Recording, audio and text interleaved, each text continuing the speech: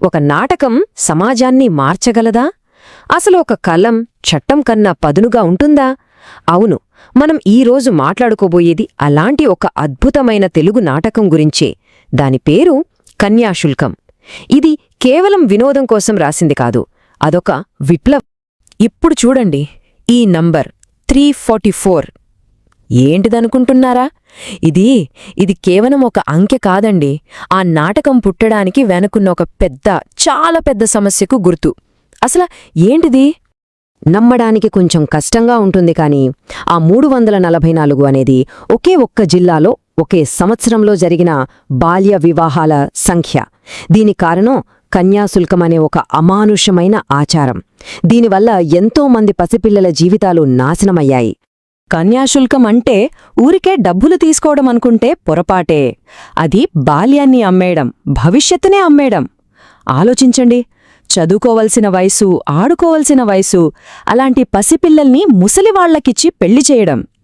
ఈ దురాచారం వెనుకున్న నిజం ఊహించుకుంటేనే మనసుకి కష్టంగా అనిపిస్తుంది. అయితే ఈ దారుణమైన సమస్యను చూసి ఒక వ్యక్తి గుండె చలించిపోయింది. ఆయన చట్టాలతో పోరాడలేదు, తన కలంతోనే ఈ అన్యాయాన్ని ఎదుర్కోవాలని నిర్ణయించుకున్నారు. ఆయనే మన మహాకవి గురజాడ అప్పారావు గారు. ఆ 344 మంది ఆడపిల్లల కథలు ఆయన నిద్రపోనివ్వలేదు. సమాజంలో పేరుకుపోయిన ఈ చీకటిని తరిమికొట్టాలి అంటే తన కలాన్ని ఒక ఆయుధంగా మార్చుకోవాలని ఆయన సంకల్పించారు.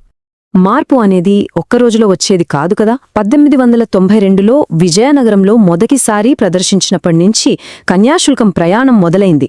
అలా దశాబ్దాల పాటు సాగింది.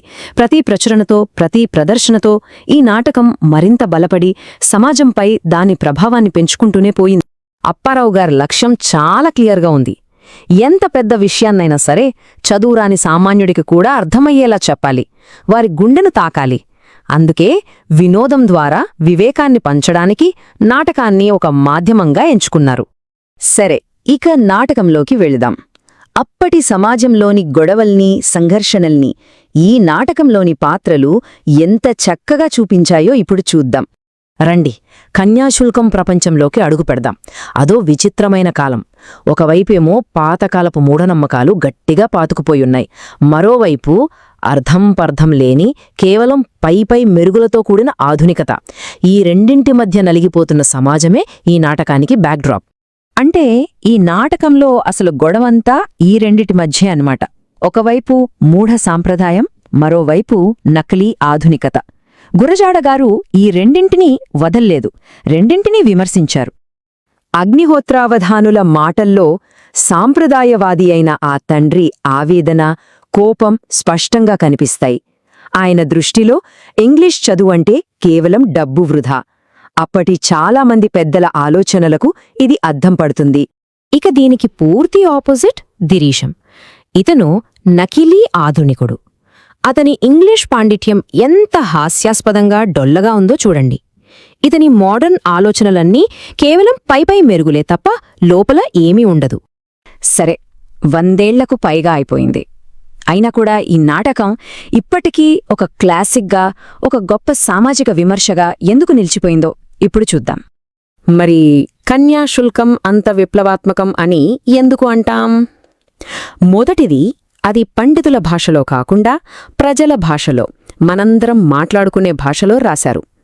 రెండవది, సీరియస్ సామాజిక విమర్శను కూడా నవ్విస్తూ ఆలోచింపజేసేలా చెప్పింది. పాత కొత్త 2 తరాలలోని మోసాలను, ద్వంద్వనీతిని నిర్భయంగా బయటపెట్టింది. అందుకే అది కేవలం నాటకంగా మిగిలిపోలేదు, ఒక చారిత్రక కళాఖండంగా నిలిచింది. కన్యాశుల్కం ఆ కాలంలోని ఒక పెద్ద సమస్యపై తన గొంతు విప్పింది.